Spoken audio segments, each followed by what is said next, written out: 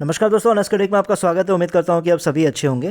दोस्तों, इस वीडियो में इंटरलिंक लैब्स रिलेटेड फिर से दोबारा इंपॉर्टेंट अपडेट्स को मैं लेकर डिस्कस करने जा रहा हूं, जहां पे केवी का जो 10 दिन का सीरीज़ चल रहा है, जहां पे वो इंपॉर्टेंट क्वेश्चंस, इंपॉर्टेंट डाउट्स को लेके बातें करते हैं। रोज़ 10 दिन तक करते रहेंगे।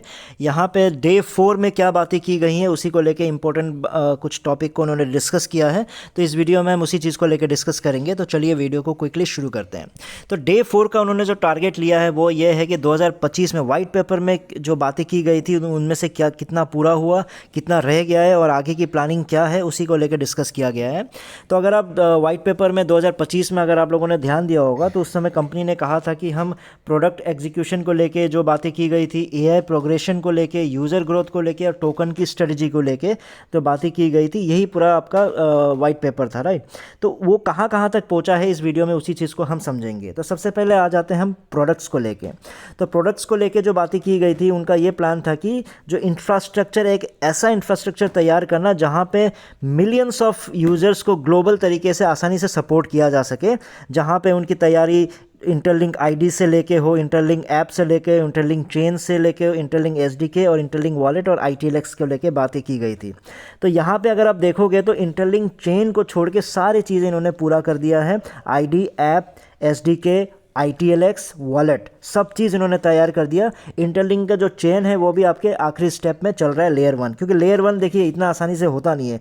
कोई भी आप लेयर 1 का प्रोजेक्ट देख लो तो लेयर 1 जिन्होंने भी तैयार किया है वो सालों लगे हैं। तो अगर अभी 8 से 9 महीने हुए हैं कंपनी को, तो 1-1.5 साल में भी अगर बन जाता है तो बढ़िया बात है। और देखते हैं कितना स्टेज पे इनका पूरा होता है, लेकिन वो भी फाइनल स्टेज पे इनका चल रहा है। फिर आप आ जाते हैं उनका एआई मॉडल ट्रेनिंग को लेके। एआई मॉडल ट्रेनिंग में जहां उन्होंने ये बोला था कि जो इनका फेशियल रिकग्निशन वाला जो सिस्टम है एनआईएसटी द्वारा ऑलरेडी अप्रूव्ड है, राइट। लेकिन अप्रूव उनके लिए टारगेट नहीं था। कंपनी की सोच थी कि हम टॉप 10 ग्लोबल में बने, टॉप 10 में हमारा जो मॉडल है वो आना चाहिए। तो आज के दिन में अगर आप देखोगे तो कंपनी 243 से जंप करके 113 तक पहुंच गए हैं एनआईएसटी के बेंचमार्क में। तो ये भी बड़ी बात है। लेकिन अभी तक वो टारगेट फुलफिल नहीं हुआ, लेकिन बहुत ही जल्द इनका प्लानिंग है कि 50 तक, टॉप 50 में ये लोग बहुत ही जल्द पहुंचने वाले हैं, जिस तरह से चीज़ें चल रही है, अगर उनमें गड़बड़ ना हो तो ये बहुत ही बढ़िया बात है।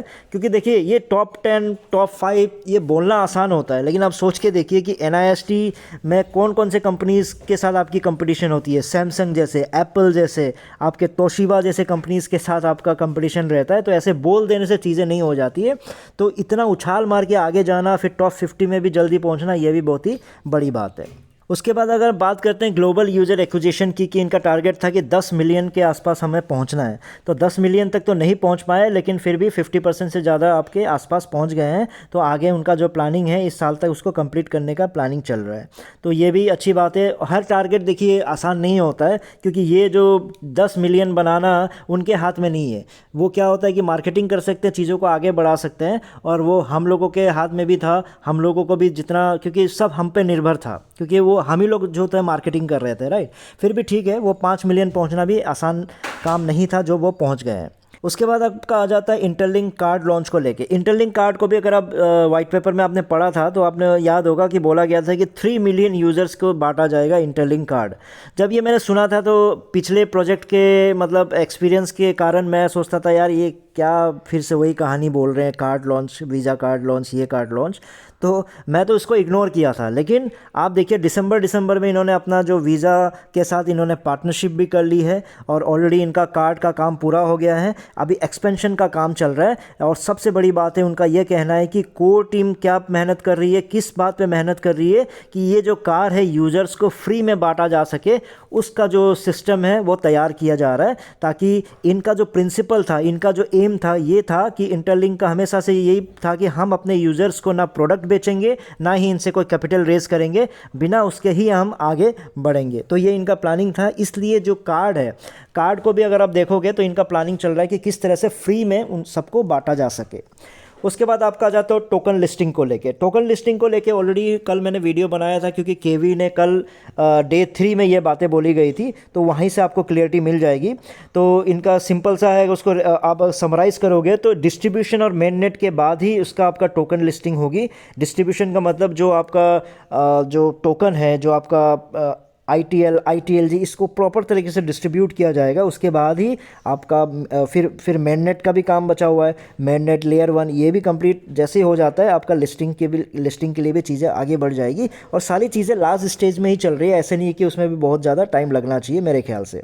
उसके बाद आपकी कुछ चीज़ें ऐसी हुई है जो कंपनी ने रोड मैप में नहीं डाला था या फिर वाइट पेपर में नहीं डाला था, फिर भी वो चीज़ें हो गई है, वो अचीवमेंट उनको मिला है, उनके बारे में भी कंपनी ने डिस्कस की है। जैसे कि ये इंटरलिंक का जो टोकन है officially become the first pre listing token to be adopted as a digital reserve asset by 7 initial companies. तो इसमें ये चीज़ उनके प्लानिंग में नहीं थी कि हमें पहले ही लिस्टिंग से पहले ही हम किसी के लिए एक डिजिटल रिजर्व एसेट बना सके। तो 7 कंपनीज ऐसी है जो ऑलरेडी रेडी हो चुकी है इनके डिजिटल एसेट को मतलब रिजर्व टोकन अपने रिजर्व एसेट के रूप में रखने के लिए। और ये ऑफिशियल अनाउंसमेंट बहुत ही जल्द होने वाला। Official announcement in the sense कि कंपनी इंटरलिंक ने तो कर दिया है, लेकिन वो जो कंपनीज़ है जिन्होंने इसको रिजर्व एसेट के रूप में रखा है तो उनकी तरफ से अभी नहीं है। तो आप लोगों को डाउट रहता है कि भैया सिर्फ अपनी तरफ से गुणगान गा रहे हैं, वो कंपनीज़ तो कुछ बता ही नहीं रहा है। तो इसलिए उनकी तरफ से भी बहुत ही जल्द अनाउंसमेंट होने वाला है। और बहुत सारी चीज़ें हैं जैसे कि गूगल फॉर स्टार्टअप से सपोर्ट मिलना, AWS से सपोर्ट मिलना, तो फंड और AI इनिशिएटिव्स के लिए। तो ये सब चीज़ें भी उनके रोड मैप में नहीं थी, उनके वाइट पेपर में नहीं थी, लेकिन ये सब भी इंटरलिंक के लिए अचीवमेंट है। और बहुत बड़ा अचीवमेंट ये है कि 2000 से ज़्यादा एक्टिव एम्बेसडर्स इनका भी बिल्ड हो चुका है, जहाँ पे इंटरलिंक के बारे में लोग समझाते हैं, बताते हैं। तो 2000 से भी ज़्यादा आपके क्या है एक्टिव एम्बेसडर्स है, जिसको इस वजह से क्या हुआ है कि it is one of the largest ambassador networks in the world बन चुका है ये। तो ये चीज़ें कुछ अच्छी हुई हैं। उसके बाद आपका नेक्स्ट जो प्लानिंग चल रहा है, तो अभी उनके प्लानिंग यही है कि 2026 में बहुत ही इंपॉर्टेंट रहेगा इंटरलिंक के लिए, क्योंकि ऑलरेडी 7 दिन बीत चुके हैं और बहुत सारी चीज़ें उनको और अनाउंस करने हैं, बहुत सारी अच्छी अच्छी न्यूज़ उनको देने हैं। और Q1 में बहुत ही अच्छा कुछ प्रॉपर तरीके से, अभी तक तो जो इवेंट हुआ वो गड़बड़ झाड़ा वाला इवेंट हुआ। तो ये एक इवेंट का मतलब इन द सेंस कि कुछ न्यूज़ भी आ सकती है, कुछ अच्छी बात भी ये लोग बता सकते हैं। तो उसी चीज़ को लेके हिंट दिया है कंपनी ने। लेकिन अगर अब मैं अपनी तरफ से इसको समराइज़ करूं तो देखिए, वाइट पेपर मैंने जब पढ़ा था तो वाइट पेपर में क्या होता है, बहुत बड़ी बड़ी बातें लिखी जाती है। और जब बहुत बड़ी बातें लिखी जाती है तो उसके बाद उसके आप सोच के देखिए कि उनको एक चीज़ करने में ही मतलब इतना ज़्यादा टाइमलाइन वो लोग मतलब खर्च कर देते हैं, टाइमलाइन को डिफ़ॉल्ट करना शुरू कर देते हैं। अगर बोलते हैं कि हम जनवरी में करेंगे तो उसको अप्रैल तक ले जाते हैं। फिर आप सोच के देखिए कि फिर दूसरा जो काम करना होता था, जो मार्च में स्टार्ट होना था, वो अगस्त में शुरू होता है। एक एग्जांपल दे रहा हूँ मतलब।